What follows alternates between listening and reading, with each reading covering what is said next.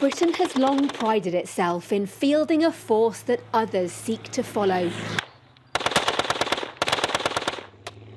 A reference army.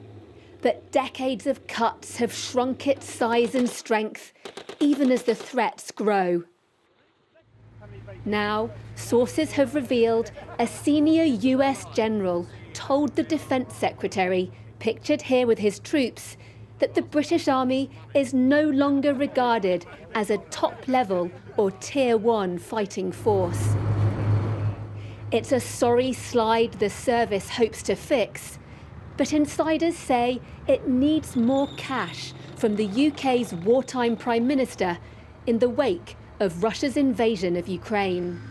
A defence source, speaking anonymously, said about the army, it's an entire service unable to protect the UK and our allies for a decade.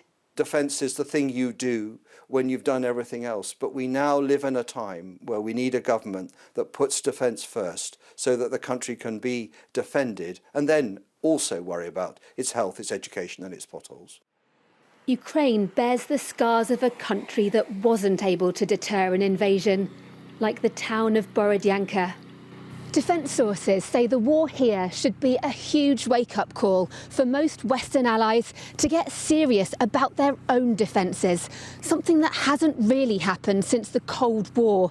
As things stand for the UK, its military would run out of ammunition in just a few days if called upon to fight, and it lacks the ability to protect British skies from the level of missile strikes that Ukraine's enduring. Rishi Sunak was keen to be seen in Ukraine after taking office, pledging more weapons for its defences. But speeding up the rearming of his own military didn't even make it onto the list of his top priorities.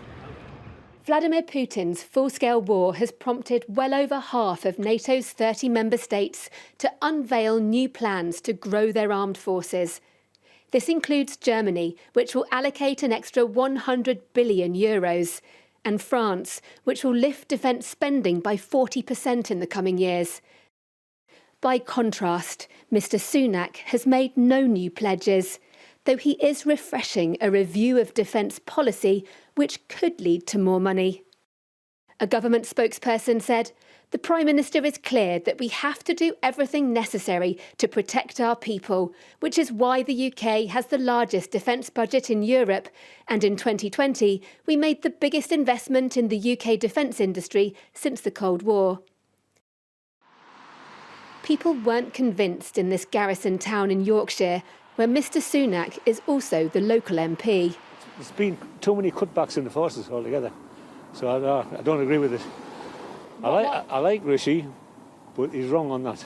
If we lose the army, we lose everything that's been built around the army. The locals will suffer. Others are happy to leave military spending as it is. But if the UK wants to keep parading on the world stage, it might be time for a change of tune.